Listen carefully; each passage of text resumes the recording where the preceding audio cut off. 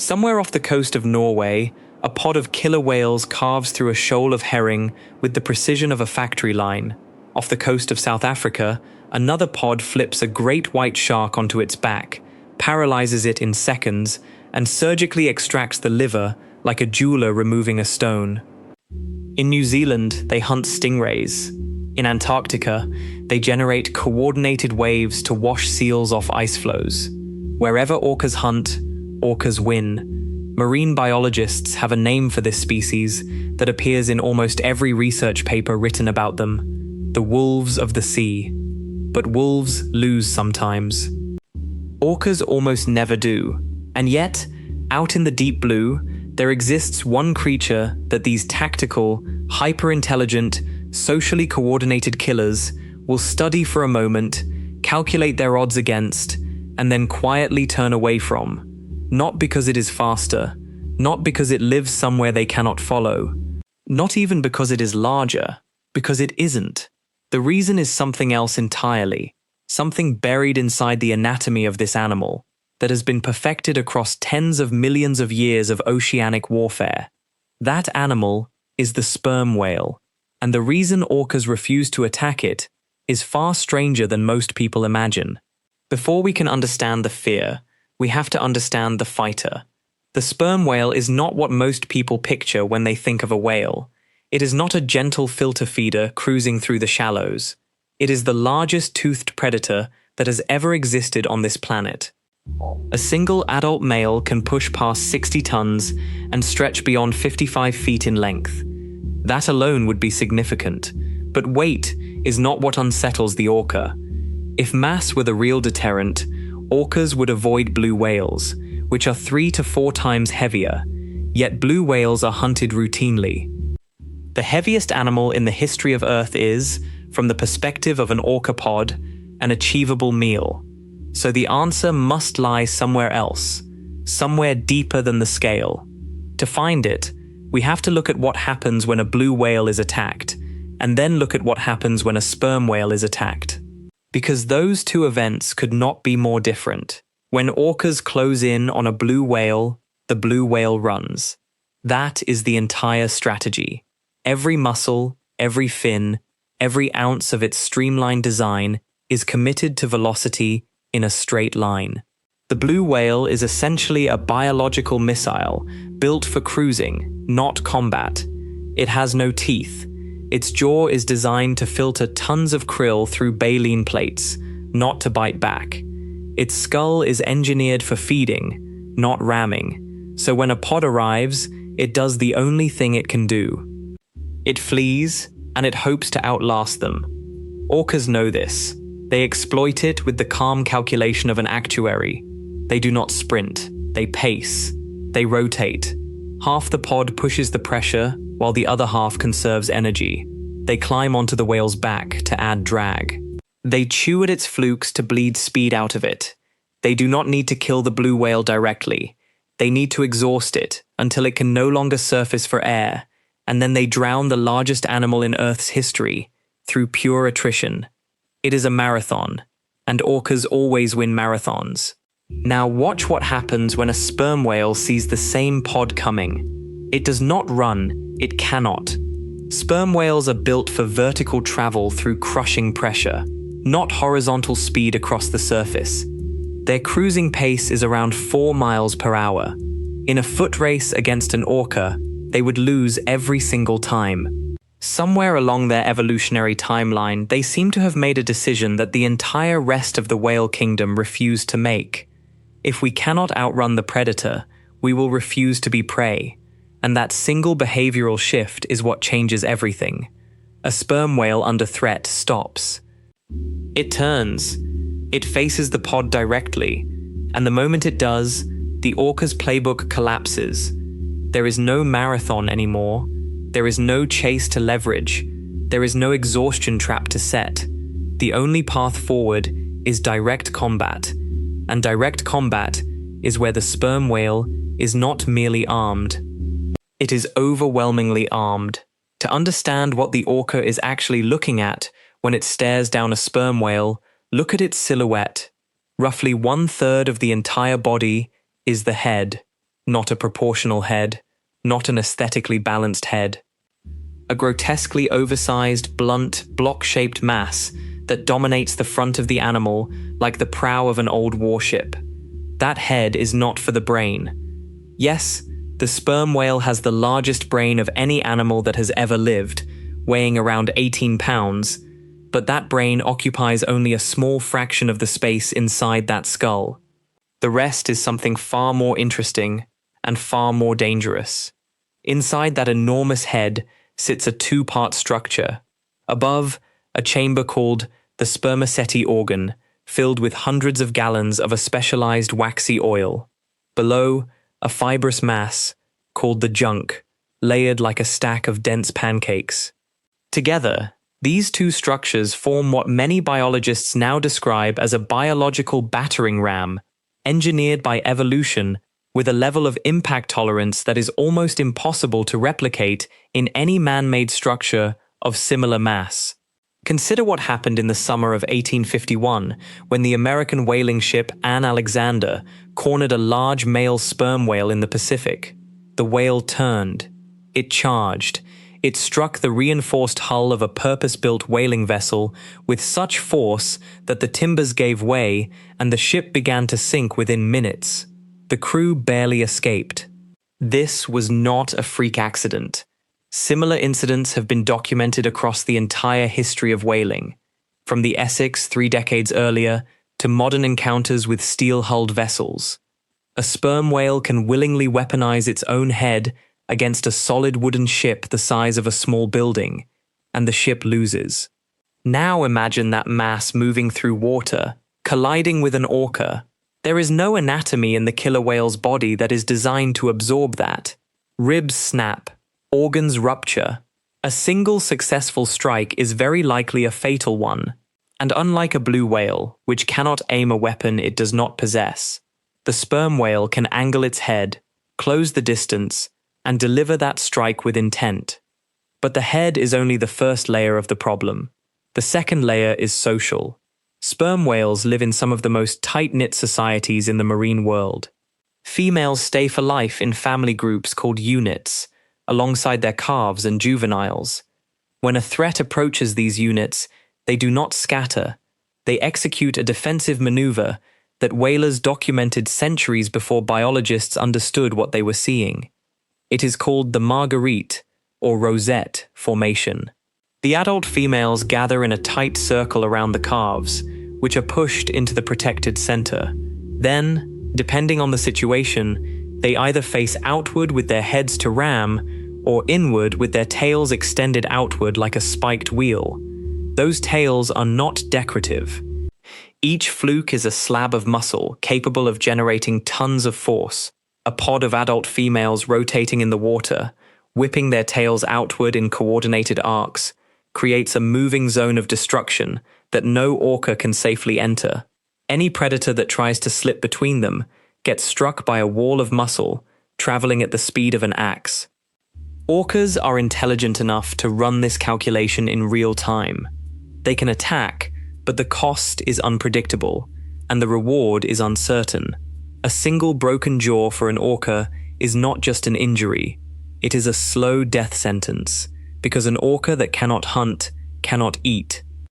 Every decision a pod makes is filtered through this logic, and when the numbers do not work, the orcas retreat, not out of cowardice, out of arithmetic. Now suppose a sperm whale finds itself alone. Suppose it has been separated from its unit, drifting in open water, and a pod closes in from multiple directions. It cannot form a rosette by itself. It cannot outswim them. What does it do? It disappears. This is where the sperm whale plays a card that no other large whale can play. Killer whales are surface predators. Their entire physiology is optimized for shallow, fast, oxygen-rich water. They rarely dive beyond a few hundred meters, and even then only briefly. They need to surface, and they need to surface often. Sperm whales are the opposite. They are among the deepest divers on the planet.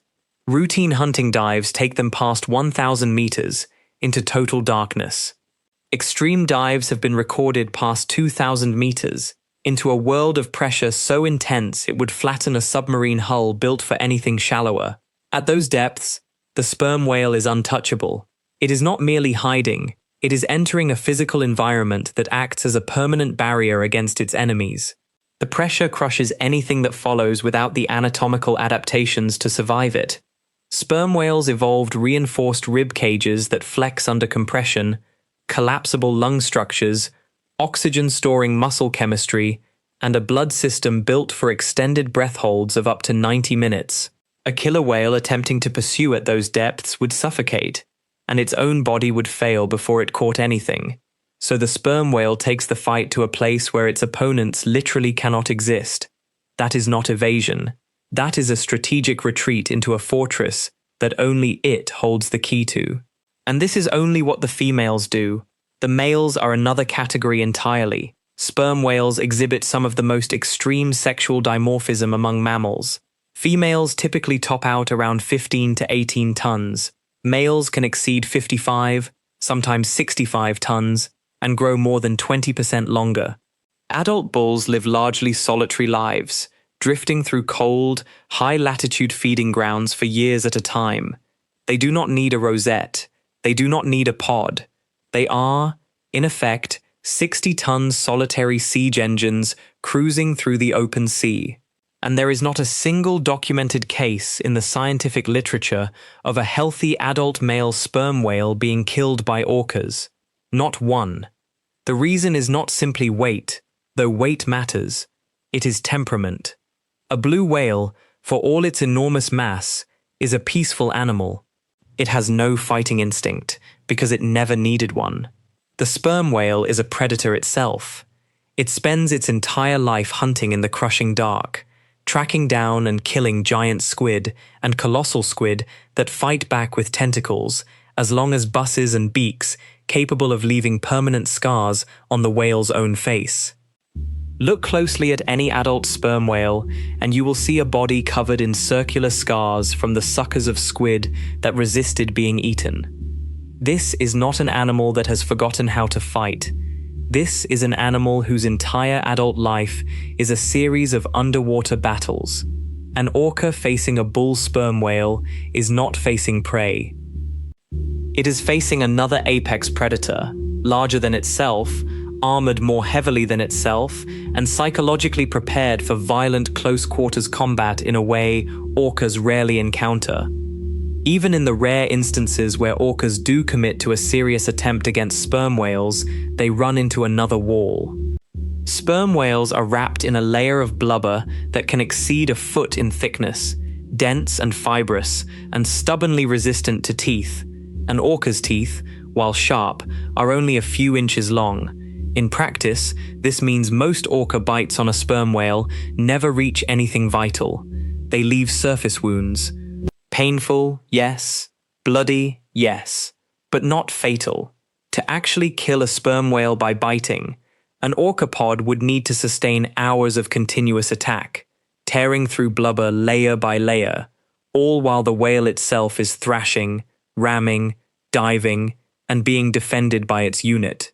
It is not an economic hunt.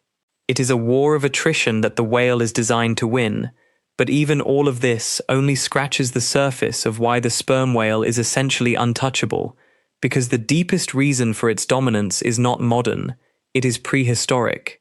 Sperm whales did not evolve their defensive traits to deal with orcas.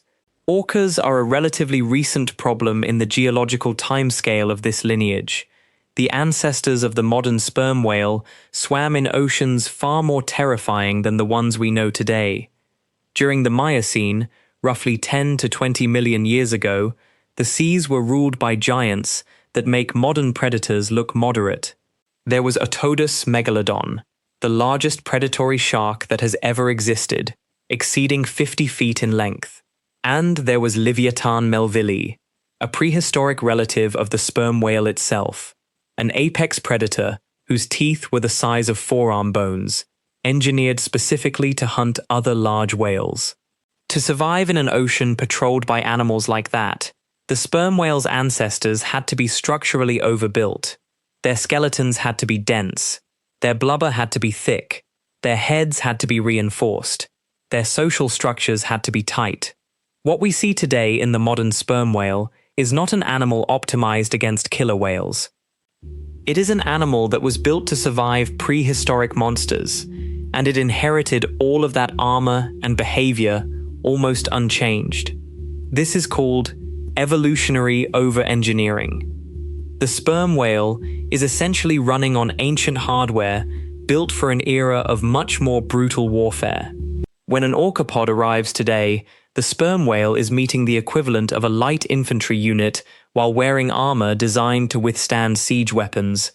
Its stress threshold is elevated, its defensive instincts are refined, its physical durability is calibrated to a world that no longer exists, which is why the orcas back off. They are not looking at a large, peaceful whale. They are looking at a living relic, an animal whose ancestors fought megalodons and survived, whose family units held formation against Leviathan attacks, whose body was engineered by a much more dangerous ocean than the one we live in now. From the orca's perspective, the calculation is simple. Every attack is a risk, and this particular target is carrying millions of years of retaliatory infrastructure inside its body. The math does not work. So the pod calculates, and the pod turns, and the sperm whale continues on its slow, patient path through the sea, unbothered by the fastest predators on Earth. Not because it can outrun them, not because it can outsmart them, but because when the moment of contact arrives, everything about that animal is designed to make the aggressor regret the decision. The blue whale wins by fleeing. The sperm whale wins by refusing to flee. And in the ocean, the second strategy has proven to be the more terrifying one. This is one of the few places in the natural world where dominance has an actual boundary. Orcas rule almost every ecosystem they enter, but there is a line drawn in the water, invisible to us and instantly recognizable to them, and on the other side of that line stands the sperm whale. Not aggressive, not territorial, just quietly, immovably present. A reminder that raw hunting skill is not the top of the food chain. The top of the food chain is whoever the hunters refuse to touch. Now the question worth thinking about is this. Of everything you just learned, which fact reframed the sperm whale in your mind the most? Was it the biological battering ram inside its skull? The rosette formation? The pressure barrier of the deep? The solitary 60-ton bulls that orcas will not approach? Or the realization that this animal is carrying the genetic memory of wars against creatures like Leviathan and Megalodon? Drop your answer in the comments. And if the deep ocean is the kind of world you want to keep exploring, hit the like button, subscribe, and stay for the next dive. There are stranger things down there than most people ever get to see.